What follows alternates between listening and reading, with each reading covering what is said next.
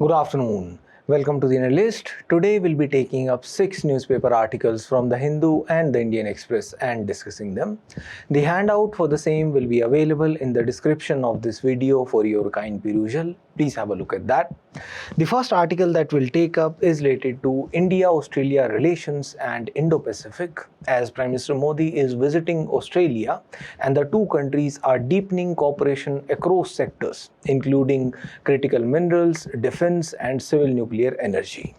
The second article is related to female labor force participation, as a couple of write-ups have appeared in the Indian Express discussing the barriers that the women face in the entry to the labor force.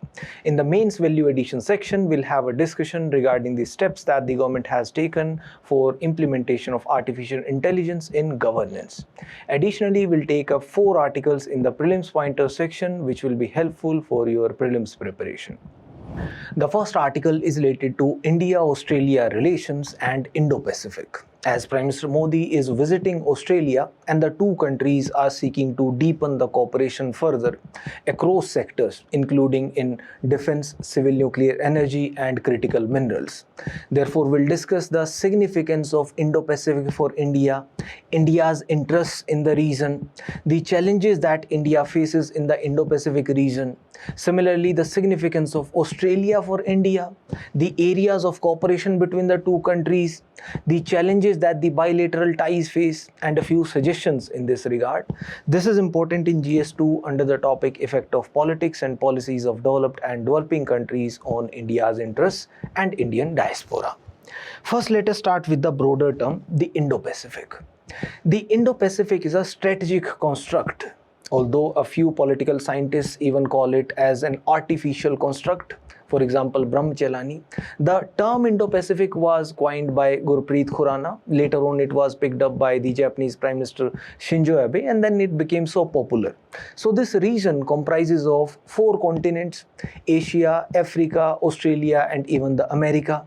And this region comprises around 40 countries, and this is so significant that by 2040 it will be accounting for around 50% of the world's GDP, around 2/3 of the world's population, about 50% of the greenhouse gas emissions, and also around 37% of the world's poor. Now, India is central in this region, in the Indo-Pacific region, and India is even termed as Uttroyat Samudrasya, that is the land which lies north of the sea. And the Indian Ocean is so central. For example, it is important for the energy supply routes, that even China is dependent upon the Indian Ocean sea lanes for the import of energy. For example, both China and India are large importers of energy, oil and natural gas, and chiefly it comes from the West Asian region. Therefore, when there was a crisis in the West Asia, then the two countries, China and India, were the ones which were most affected, whereas India's supply chain diversifications and India's links, the decades-long strategic relationships with the Gulf partners, ensured that India was able to tide over the situation at that time. But the region Indo-Pacific is so central that even the USA used that term in the past in its national defense strategy, although recently they have started not using the term Indo-Pacific per se, and it is rich in marine resources also. For example, the offshore hydrocarbons, methane hydrates, seabed minerals, rare earth minerals, and it has long coastlines. India itself has a long coastline along the Indian Ocean, and the disputes across the exclusive economic zones, etc. So it is central from both geoeconomic as well as geostrategic perspectives. Now, with the evolving geopolitical turmoil, it becomes important from the geopolitical perspective as well. Now, let us look at India's interests in particular in this region. If you observe, around 90% of India's trade flows through the Indo-Pacific sea lanes, and India has aspirations, for example, to become the net security provider in the Indian Ocean region. For that, it needs to ensure both the diplomatic overreach as well as ensuring the maritime security capabilities. For example, investments in the maritime power, the naval power, etc. And we also need to balance China. Our interests may be harmed because of the Chinese overtures. because China, being the expansionist state that it is, called as the land grabbing state, uses the salami slicing tactics, even uses the string of pearls theory to encircle India across the Indian Ocean. And we can observe that they have been aggressive in the past. For example, instances like Doklam skirmishes, the clashes in the Galwan Valley in 2020, the CPAC, the China-Pakistan Economic Corridor, which passes through the Pakistan-occupied Kashmir, which is again affecting India's territorial integrity, and therefore India not being a part of the Belt and Road Initiative. Thus, it is important that the dragon needs to be controlled, and for that we need to ensure that we are approaching it not only in terms of competitiveness but also equal assertiveness, so that we are not using a confrontational approach but rather ensuring that we are able to tackle it through a balanced strategy. And India can emerge as the new balancer, therefore the new balancer which upholds the democratic principles, which has the ideals like peaceful resolution of the international disputes, that is even encoded in our constitution through Article 51, that we promote the resolution of bilateral disputes, international disputes, through dialogues, through negotiations, and therefore we can be the harbinger of change, bringing about the Asia of cooperation rather than an Asia of rivalry, and in this region as a whole promote the democratic values also, and therefore ultimately ensure a free, open and inclusive region that will ensure progress and prosperity for all in the Indo-Pacific region. But there are a few challenges that India faces in the Indo-Pacific region. For example, earlier we were wary of being pitted as a front in the US efforts to contain China, that we did not want to be projected as a front of the US. But now the situation has changed slightly anyway. For example, now India has started becoming more assertive, which has come as a surprise to many. Like, India did not accede to the claims of Trump that he mediated the ceasefire between India and Pakistan, that US President Trump has repeatedly reiterated. But now the region itself has emerged as a theater of geostrategic competition. For example, there are various groupings in the region that India is also a part of. Like, there is Quad, which does not contain China. Then there is SCO also.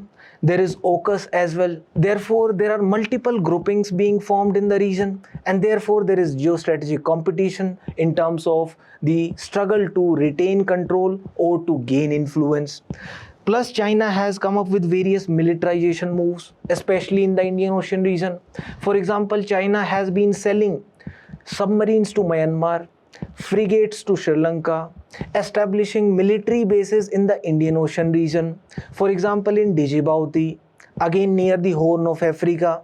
Therefore, that again is a calculated move to project power by China in the Indian Ocean region, its naval power. And India has to ensure that it contains China through competition and cooperation, not confrontation. Because in a conventional warfare, there will be an immense economic loss to India in case there is a confrontation with China. Plus, the region itself is a hotspot of various non-traditional issues. For example, the infestation with piracy, smuggling, which happens near the Horn of Africa, near the Gulfs, near the Straits, plus terrorism also. Therefore, India has to ensure that in the Indo-Pacific region, before focusing upon the broader region, we first need to consolidate in our primary area of concern, and the primary area of concern is Indian Ocean. Plus, we need to ensure that we gain simultaneous military capabilities and economic strength, not only diplomatic outreach, because when you have the hard power, then you have the bargaining chips also. Therefore, these challenges have to be overcome by India. Hence, India has been deepening cooperation with various countries across the Indo-Pacific region. Now, Prime Minister Modi is visiting Australia. Therefore, let us discuss the significance of Australia. Australia is seen as the gateway to the Pacific region. For example, Australia enjoys significant influence over various Pacific Ocean islands. It has influence over the Solomon Islands, the Kiribati Islands, etc. Therefore, whenever India is going to invest in the Pacific Ocean islands, the region in general, a deeper cooperation with Australia will safeguard India's investments, and India will get benefit from that, both strategic and economic. Plus, both the countries' cooperation is important for ensuring free and open, inclusive and a stable Indo-Pacific region. Plus, India has a significant diaspora in Australia, as about 3% of Australia's population comes from the Indian origin only, and it is significant from the geostrategic point of view as well. For example, for getting the membership of the Nuclear Suppliers Group, for getting the membership of the United Nations Security Council, a permanent seat in the UNSC, we will need cooperation and support from various countries, and Australia's cooperation will be significant. Plus, for energy security as well. For example, when the energy supplies from the West Asian region were choked, India could not get enough gas supplies from the Qatar. Then India was getting the LNG supplies, the liquefied natural gas supplies from Australia. Similarly, the cooperation between the two countries will be significant for tackling the Chinese assertiveness, tackling the dragon in the room. Plus, it will ensure a rules-based international order. Now, therefore, let us also observe the evolution of the ties between India and Australia. Even before independence in 1941, the India Trade Office was established in Sydney. And after independence, the ties between the two countries grew gradually only. It was only after 2009 onwards that significant elevation happened. For example, in 2009, the partnership was elevated to the level of a strategic partnership. In 2014, it was Prime Minister Modi's first official visit to Australia for the G20 Brisbane Summit, and he became the first Indian to address the Australian Parliament. In 2020, the relations were again upgraded to the level of a comprehensive strategic partnership. And in 2021, first India-Australia 2+2 foreign and defense ministerial dialogue was held. And subsequently, from 2022 onwards, there was a mechanism put in place for annual summit between the two countries, and even the 75th anniversary of the diplomatic relations was also celebrated. Now let us observe what are the areas of cooperation between the two countries. First, coming to the area of cooperation regarding the defense and security, the partnership is now a comprehensive strategic partnership since 2020, and there are regular 2+2 ministerial dialogues. Plus, there is a mutual logistics support agreement as well. And both being members of the Quad, there is significant push towards the Quad as well for the reinvigoration of the projects being taken up through Quad and the exercises, the joint exercises, for example, the participation of both India and Australia in the Malabar exercises. Please remember these facts, as you will be able to use them while writing an answer on India-Australia relations. Similarly, in the economic sphere as well, there is significant cooperation, as the trade between the two countries is about $24 billion in fiscal year 2024, and India's 13th largest trading partner is Australia. India's exports to Australia have also gone up in the last 5 years by about 66%, and therefore India is also Australia's 9th largest trading partner. Plus, there are significant investments also. The investments in Australia and Australian investments in India, both being more than $10 billion each. Now, from 2022 onwards, there was even the India-Australia ACTA, the Economic Cooperation and Trade Agreement, that was in the force, and the two economies are complementary in nature.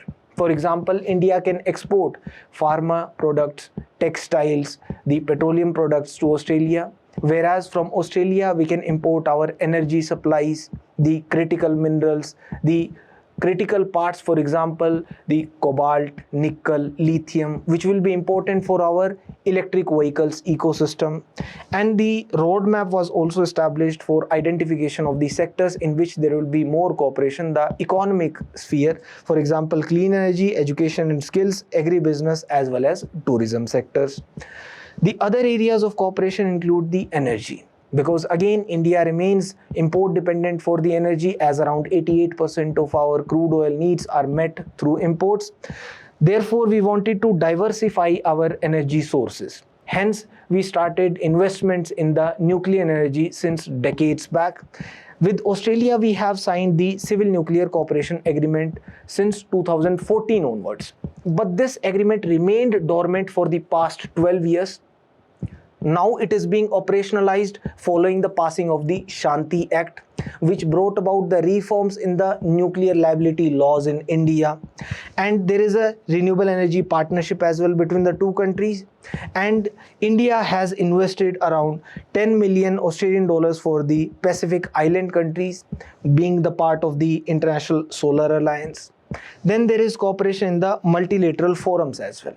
For example, the cooperation across the Indian Ocean Rim Association, ASEAN Regional Forum, Asia Pacific Partnership on Climate and Clean Development, East Asia Summits, and for getting the membership of the UNSC as well as the APEC, Australia's cooperation will be significant. Then in the education sphere also, both countries have cooperation, for example, the qualification recognition mechanism. For example, if you have the degrees from the Indian universities, they will be recognized in Australia as well after the certification exams are passed. And India is also inviting Australia to establish campuses in the gift city. Plus, there is cooperation in the technological sector as well. For example, the establishment of a strategic research fund, the India-Australia Strategic Research Fund for the funding, plus the scholarships in science, cooperation across shipbuilding and space sectors. Then there are people-to-people ties as well. For example, the giving of Maitri scholarships as well as the Future Skills Initiative cooperation. But there are a few challenges that India faces with respect to its ties with Australia as well. For example, the number of visas that Australia has been giving to Indians, both IT professionals or the service professionals, plus the students as well, that has come down in the recent past. The scrutiny has gone up. Their criteria has been strengthened, hardened further. There is divergence of opinions regarding the Ukraine issue. For example, Australia had been critical of Russian invasion in Ukraine, whereas India wanted to continuously import oil from Russia, India being dependent upon the oil imports. And regarding the implementation of the projects taken up through Quad. Plus, China remained at unease because China even viewed Quad as the ASEAN NATO. Therefore, the deepening of cooperation between India and Australia put China at unease. Therefore, Australia was also being cautious for a long time. Then the uranium supply that also did not take off despite the civil nuclear cooperation agreement since 2014 onwards. Again, because of the strict nuclear liability laws in India, that is now taking off after the Shanti Act. Then there were attacks on the Indians in Australia, the attacks on the temples in Australia as well. Also, there is the tax law of Australia, which levies the taxes on Indian firms, even on their offshore incomes, on the Indian firms operating in Australia. Plus, there was the issue regarding the Adani coal mine as well. Now, what are the suggestions regarding the India-Australia ties? How can they be improved? Primarily, it has to be taken up first through the active diplomacy. When a push comes through the G2G initiatives, then the B2B will follow. The track 1.5 diplomacy will also give a support to the diplomacy between the two countries, and the common interests can be explored. For example, both India and Australia are wary of China. Therefore, the balancing of China is a common interest. Similarly, ensuring peace, ensuring stability in the Indo-Pacific region as a whole. Therefore, ensuring peace to Afghanistan or in the West Asian region, bringing down the terrorism in the region, or ensuring maritime security, freedom of navigation, etc. in the Indo-Pacific, these are common interests. Plus, the cooperation in the sectors like science, space, and sports that can be deepened further. And there can be the operationalization of the Comprehensive Economic Cooperation Agreement also. Now, coming to the recent developments that have taken place, there has been a signing of a joint declaration on the defense and security cooperation between the two countries. That will be to deepen the military engagement, to establish a defense industrial collaboration, and also ensure the maritime security cooperation. For example, a memorandum of understanding has been signed between the Australian Maritime Border Command and the Indian Coast Guard regarding the shared intelligence, regarding the shared threat perceptions. Similarly, the Civil Nuclear Energy Agreement that will start off the commercial supply of the Australian uranium to India. that was on hold even after the signing of the 2014 Civil Nuclear Cooperation Pact, but now it will be operationalized following the Shanti Act because of the reforms in the nuclear liability laws in India. Plus, there is a PACTS partnership. The signing of the PACTS partnership, the partnership on cyber, critical technologies and supply chains, through which the two countries will work together on establishing the critical minerals supply chain. Then there is a repatriation of the cultural artifacts from Australia to India, particularly the three antiquities. For example, the metal trident with the image of goddess Bhadrakali that originates from the Kashi Vishwanath Swami temple in Kolamgudi. It was crafted in the South Indian temple ritual metalwork tradition for religious worship. Another one being the stone idol of six-headed Kartikeya that was carved in the Chola period sculptor tradition. It originates from the Nagnath Swami temple, Manambadi village of Thanjavur district. And the stone idol of Nandi that is sculpted in the Tamil Shaiv temple tradition, which originates from the Sri Kashi Vishwanath Swami temple, again from Kolamugudi in the Thiruvarur district. Please remember these from the prelims point of view also. The other developments include the emphasis by the two countries on ensuring a free and stable Indo-Pacific region, because this region symbolizes the shared aspirations, both being rising democracies, both being rising economic powerhouses, therefore ensuring freedom of navigation and a free and stable and rule-based Indo-Pacific region is essential. Therefore, there were joint calls for de-escalation in the West Asian region also, to ensure that there are adequate energy supplies for the energy-dependent, import-dependent economies like India, plus the call for dialogue, diplomacy and international law, following the international law for peaceful resolution. Again, that is in line with the Indian ethos as well, settling the disputes, international disputes through peaceful resolution negotiations. And the commitment towards the Quad was also reaffirmed, for example, delivering practical and concrete outcomes in the Indo-Pacific region. Again, there was focus on the diaspora engagement also. For example, the Australian Prime Minister participated in the diaspora event along with Prime Minister Modi and highlighted the significant contribution of Indian diaspora to the growth of the Australian economy. Also, India has invited the Australian pension funds to come and invest in India. They will get the returns, India will get the funds for the investments as well. Now there is a mains practice question also. Discuss the significance of India-Australia relationship, highlighting the key areas of cooperation. What are the challenges that both countries face in further strengthening their ties? Please try to write it. The next article is related to the female labor force participation in India, as a couple of write-ups have appeared in the Indian Express discussing the barriers that the women face in terms of the entry to the labor force.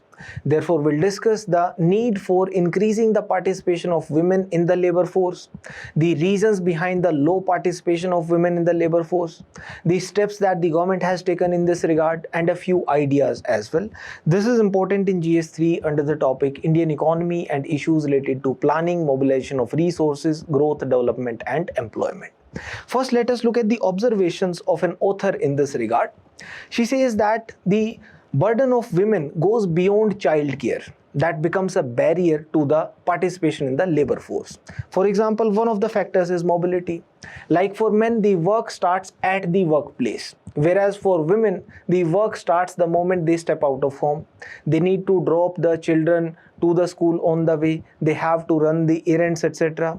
Similarly, even their presence in the public space has to be justified by women, as per the opinions of the author, that men can simply spend time on a street without even a clear purpose, whereas women often feel the need to even justify their presence in the public space. Why are they present there? Another factor is the career progression, where they again face a hurdle. For example, the glass ceiling effect. The wage growth for women is not proportionate to the wage growth for men, even when the duties are increased proportionately. Similarly, another factor is in terms of funding also, like the women-led initiatives, the entrepreneurs, business women, they do not get enough access to the funds. There is a funding gap as well. Now let us first observe a few basics. What is labor force participation rate? Firstly, the labor force participation rate is measured by the percentage of people the percentage of people who are actively employed in an economy or who are actively seeking work in an economy as a percentage out of the total working age population of that economy. That will be the labor force participation rate, and therefore it becomes a measure of the percentage of people who are employed or actively seeking work in an economy and who are in the working age population.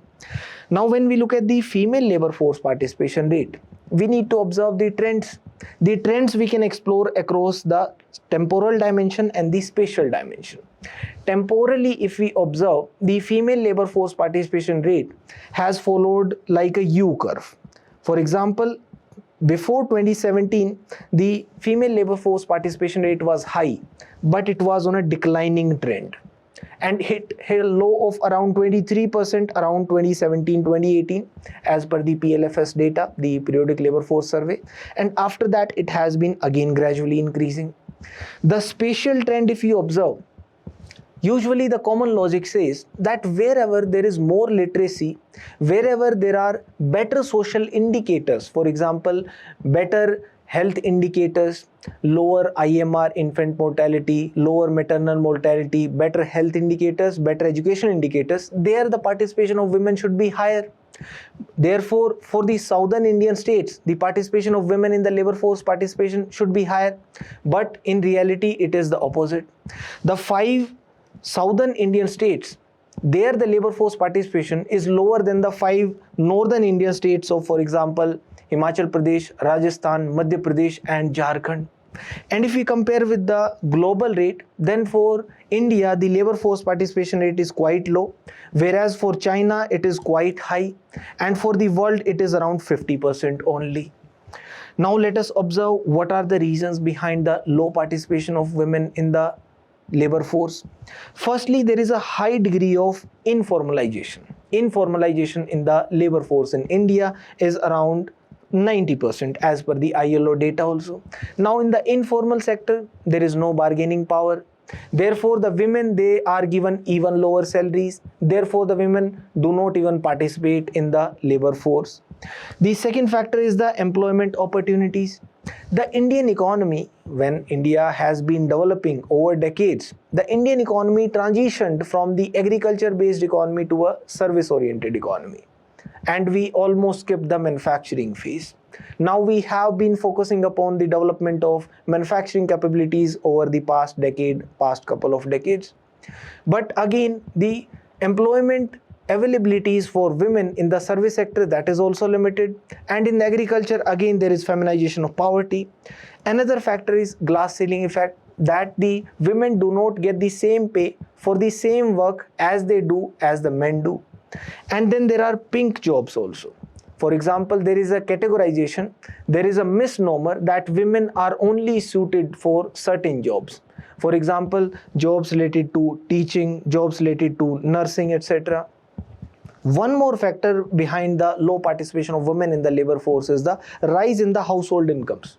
When the household income itself increases beyond a certain threshold, when there is sufficient income in the household, then it becomes a matter of choice rather, that the women choose not to work. They do not want to be a part of the labor force because the household income itself is sufficient, which allows them not to work. Then there are certain cultural trends also. For example, they need to take care of the domestic chores. They are given the additional household burden, therefore they are not able to participate in the labor force. Then there is another factor of educated unemployment also. For example, there are a lot of women in the higher stratas of the society who enroll in the higher education. Therefore, if you observe the gross enrollment ratio for the women, it will be significant in the higher education as well. But after the studies, they drop off. They do not continue in the employment. They do not participate in the labor force. And yet another factor is the lack of the political nudge as well. For example, even for the participation of women in the politics, like the representation in the Lok Sabha, it took us decades to pass a law. and even today the participation of women in the Lok Sabha, that is very low. And therefore we can observe that the relationship between the female labor force participation rate and their education levels, that also follows a kind of a U curve, that when the women are illiterate, then also the participation rate in the labor force is higher, and when they are highly educated, for example postgraduate and above or researchers, etc., then also the participation rate is significant. But the women who have been educated to secondary or higher secondary levels, their participation rate in the labor force is low. Now what is the need for increasing the participation of women in the labor force? Primarily it is important for the economic growth as well.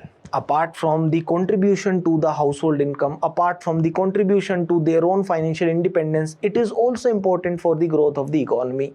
For example, as per the observations of IMF itself, if the female labor force participation is increased to the optimum levels, that can increase India's GDP itself by 27%.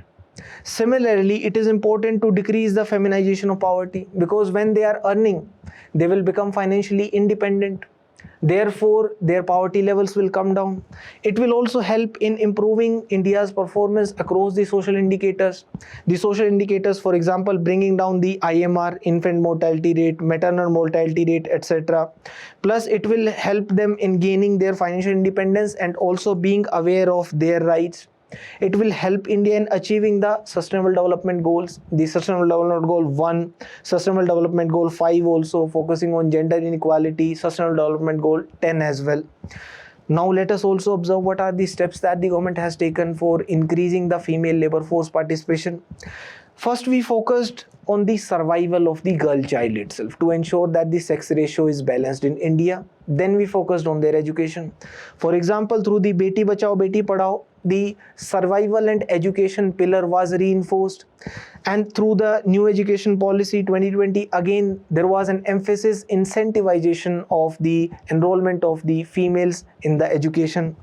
There was codification of labor laws as well to ensure that the benefits are provided for women. There was the Code on Social Security 2020 and the Code on Wages 2019, again protecting the social security benefits as well as the entitlements, the remuneration, economic remuneration for women. Then we have the Maternity Benefit Amendment Act 2017. This allowed the maternity leaves to 26 weeks, plus it allowed the crèches to be built, that they must be provided for in the organizations, in the establishments employing more than a certain number of workers. Plus, through the Stand Up India scheme, the women-led initiatives, the women entrepreneurs, they are given loans from 10 lakh rupees to 1 crore rupees. The government also brought about the Sexual Harassment at Workplace Act 2013 to ensure the safety of women at the workplace. And there was the promotion of self-help groups also, because when it has to be taken up, the promotion of women participation in the labor force, it has to be done through contribution by all the stakeholders, not only from the government. For example, the SHGs like the Kudumshri in Kerala, or the Seva Sanginis who established the crèches near the institutional clusters, industrial clusters, etc. Now let us also look at some suggestions that you can give for increasing the female labor force participation in India. Firstly, the government has to come up with some more economic incentives and subsidies. For example, the child care subsidies to promote the participation of women in the labor force, as well as establishment of more crèches, even public crèches as well. Plus, there can be more contribution from the self-help groups also, and the care economy can also be brought in the GDP calculations, that their contribution, the contribution of the care providers should also be calculated. Plus, the sharing of the information should be done on the labor market returns and the jobs in the sectors where the demand is high, so that they can develop the requisite skills and their employment can be done at a remuneration scale which is significant. And sector specific trainings has to be imparted. For example, in the science, technology, engineering and medicine fields, there can be cash plus programs also initiated.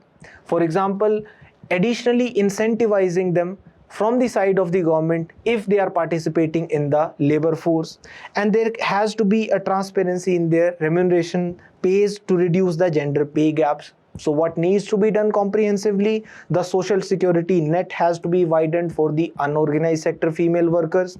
Higher enrollment has to be ensured so that there is completion of education.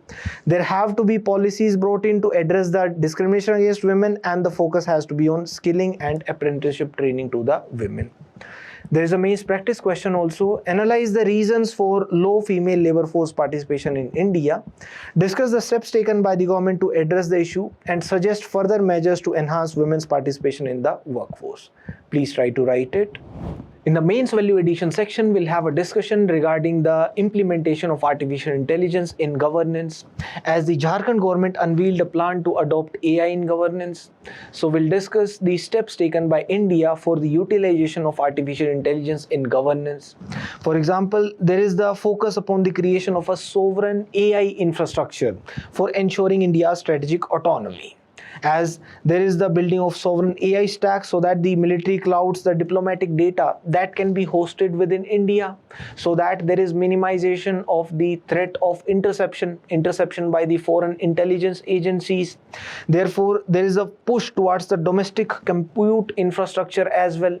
For example, through the India AI mission, more than 38,000 high-end GPUs are made available for usage. They are made available at just about 65 rupees per hour for utilization by startups, by students, by academic institutions, by researchers, etc. Similarly, through the National Supercomputing Mission's Airawat infrastructure, there is focus upon the creation of AI infrastructure. Then we want to ensure linguistic democratization, therefore the development of the Bhashini AI, also the ensuring of real-time speech to text conversion, translation, etc. For that, there is the Shrutlekh model developed. For ensuring the implementation of AI in the agriculture, there is the Digital Agriculture Mission, for which we are integrating the satellite imagery, the data from the sensors of Internet of Things, and the weather analytics data as well. For integration of the same, we will be using AI, and then we will be sending the hyperlocal advisories, the advisories to the farmers, region-specific advisories on the crop health, soil moisture, the possibility of pest outbreaks, etc. For the local administration also, AI is being used. For example, AI used for automating the state citizen interface like Sabhasar, that can give the gist of the meeting, the minutes of meeting that happened in the Gram Sabha, for example, the maintenance of the local governance records that will ensure their transparency also, the implementation of e-Gram Swaraj, Gram Manchitra, etc. Then for the health sector as well, there is the implementation of AI, like the generation of a national health stack through the Ayushman Bharat digital mission. There is the strategy for AI usage in the healthcare, the Sahi strategy in 2026 itself.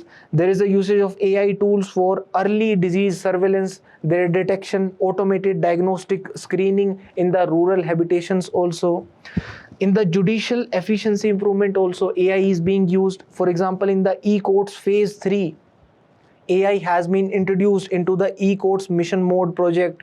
The utilization of AI in the SUPACE, the digital courts 2.1, the automation of scrutiny of defects in filing. For example, when you are filing cases in the high courts, first the defects are scrutinized, objections are raised, then you need to remove the objections, then only it is filed. That is being done now through AI. Intelligent case scheduling is being done so as to minimize the administrative friction. There is the SUAS also, the Supreme Court Vidhik Anuvad software, to ensure that the Supreme Court rulings can be accessed via translation into the vernacular languages. In the defense sector also, AI can be used, for example, for tackling the AI warfare. The project Udbhav, through which the Indian Army is synthesizing the classical texts, including Arthashastra, with the modern warfare, the AI wargaming, etc. The next article is related to the National Board for Wildlife. This is important in prelims under the topic General Issues on Environmental Ecology, Biodiversity and Climate Change. So let's discuss a few facts regarding the National Board for Wildlife first. It was established in 2003. It is a statutory body established under the Wildlife Protection Act 1972. It was established under the Section 5A of the WPA. Therefore, it functions as the top level advisory body. advising the central government regarding the conservation of the wildlife, the promotion of wildlife conservation, and also issuing approvals for the projects. The approvals for the projects, especially in the protected areas. Let us also have a look at its organizational structure. It has a 47-member committee, which is headed by the Prime Minister and the Union Minister. The Union Minister for Environment, Forest and Climate Change serves as its vice chairperson, and the various offices and institutions involved in the conservation and protection of wildlife are its members, plus the other members of Chief of Army Staff, Defense Secretary and the Expenditure Secretary in the Government of India are also the members to the committee. The central government nominates 10 members additionally, which are eminent conservationists, ecologists and environmentalists. Now, what are the functions of the National Board for Wildlife?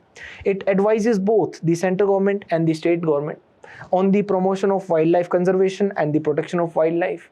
Therefore, it plays an important role in controlling the poaching of wildlife and the illegal trade in wildlife. It gives recommendations on the setting and managing of the national parks, wildlife sanctuaries and other protected areas. It also conducts the environment impact assessment of the projects on wildlife or its habitat, and it reviews the progress in the conservation of wildlife, also suggesting measures for the conservation, and it prepares and publishes a status report at least once in 2 years. Now, there is a standing committee of the National Board for Wildlife as well. It is functioning as an independent body under the National Board for Wildlife itself, and it comprises of less than 10 members of the National Board for Wildlife, and the Minister for Environment, Forest and Climate Change functions as the chairperson of the standing committee, and it regulates the land diversions within the protected areas and the eco-sensitive zones. Therefore, it functions as purely a project clearance body. Whereas the National Board for Wildlife, it also has the power to deal with the policy level decisions on the wildlife. Now, coming to the article, the Delhi High Court has pulled up the central government regarding the treating of every statutory body as an extension of the government's arm, while hearing petitions from the former bureaucrats, as it has been alleged that the Standing Committee of the National Board of Wildlife has been constituted in contravention of the statutory provisions and has merely been giving the stamp approvals of the proposals at an alarming rate. And it has been recklessly permitting proposals for the diversion of the protected areas, with over 97% of the project proposals which were considered by the Standing Committee of the National Board for Wildlife between 2014 and 2026 receiving the approval. The court observed that you see the composition of the board. It is the highest level functionaries of the country which are the members. And the statute provisions say that the standing committee has to be constituted by the board, not the government. Therefore, the board is an entity distinct and separate from the government entity. It cannot act as a government department, although there is a tendency in treating it like that. And there is a purpose behind creating such an autonomous independent statutory body or board or commission. The next article is related to the National Food Security Act and the proposal to revise the NFSA. This is important in prelims under the topic Economic and Social Development. Let us first discuss a few facts regarding the National Food Security Act. This is to ensure food security and nutritional security for a vast population of India, and therefore it ensures access to adequate quantity of quality food at affordable prices to a vast majority of population, and it is a legal right to the persons belonging to the eligible households. For them, the food grains are distributed at subsidized price or the central issue price under the targeted public distribution system. Whereas the state governments, they identify the beneficiaries. They identify the Antyodaya Ann Yojana households, the poorest of the poor, and the priority households beneficiaries. Every person in the priority household category gets the 5 kg food grains per month, getting rice at 3 rupees per kg, wheat at 2 rupees per kg, and coarse grains at 1 rupees per kg. Whereas each Antyodaya Ann Yojana household gets a fixed 35 kg food grains per month. And it covers up to 75% of the rural population and up to 50% of the urban population, that is accounting for overall approximately 67% of the total population. Now there is a draft amendment bill to the National Food Security Act. A proposal is there that we can shift it to a per capita system. Under the Antyodaya Ann Yojana, currently the household which is falling under the category of Antyodaya Ann Yojana, a fixed 35 kg is given per household. Now there is a proposal to shift it to a per capita system, that every Antyodaya Ann Yojana household member should be entitled to 7 kg food grains per month, subject to a household maximum of 35 kg. And this will be done by amending the first proviso to the section 3 clause 1, the right to receive the subsidized food grains of the NFSA. Now why does the government want to introduce the change? Because there are inequities in the household based entitlement. There are some smaller households which contain just 2 or 3 family members. Those smaller households get higher per capita entitlement. Therefore the government wants to rationalize the food grain allocation, giving it per capita, and also therefore ultimately align it with the nutritional requirements. And it is also argued that it is not for the exclusion of the ineligible beneficiaries, as at the state levels this is a problem which persists, that there are a lot of ineligible beneficiaries who are also getting the benefit under the National Food Security Act. But the southern states, they are opposing it. The southern states, especially Kerala and Tamil Nadu, because there the politics of food is prevalent. For example, in Kerala there is a long history of public distribution system. Even before the establishment of the Food Corporation of India, the FCI was established in 1965, but there in Travancore there was a formal PDS in 1962 itself. Similarly, in Tamil Nadu also there have been political upsets in the past, that the incumbent chief ministers, they were thrown out of power in 1952 and 1967 based on the slow handling of the rice shortage there. Therefore they are vulnerable to it. Plus there has been opposition to the formulation of National Food Security Act itself by Kerala and Tamil Nadu in 2013. For example, Kerala initially did not agree to implement the 2013 Act, claiming that it would remove a large number of poor families and put enormous financial burden on the state. Similarly, Tamil Nadu rather started distributing free rice to all ration card holders regardless of their economic status. And what did it do? Tamil Nadu ended up securing a major concession that existing 2013 allocations for all states, they were legally safeguarded. Now after 2016, both have been implementing the National Food Security Act. Now why are they opposing the amendment then? In Kerala, the argument is that there are a lot of nuclear families, that the households, they have 2, 3 or 4 members. If the per capita allocation is taken into account, their allocation will come down. And they have a stand since 2013 itself that the Antyodaya Ann Yojana card holders, they deserve a special consideration, and Kerala is a consumption state where the food grains have to be distributed. Similarly, Tamil Nadu also observes that the monthly allocation will fall from 65,000 tons to just 42,000 tons if the per capita system is implemented. And the Antyodaya Ann Yojana card holders below the family size of 5 are 15.75 lakh out of the total Antyodaya Ann Yojana households of 18.64 lakhs in Tamil Nadu. And rice is also a staple ingredient used for all 3 meals there. Therefore, if it is cut, then there will be subsequent out-of-pocket expenses which will be substantial. Now what can be the way forward? Either there has to be a greater public scrutiny, there has to be a wider consensus before bringing about such a reform, or there can be a slight reduction in the allocation irrespective of the family size in case the government is so worried regarding the cutting of the subsidy bill again. The next article is related to the decrease in the rainfall in the eastern river basins of the Indus River. This is important in prelims under the topic current events of national and international importance. First, let us discuss a few facts regarding the Indus Water Treaty.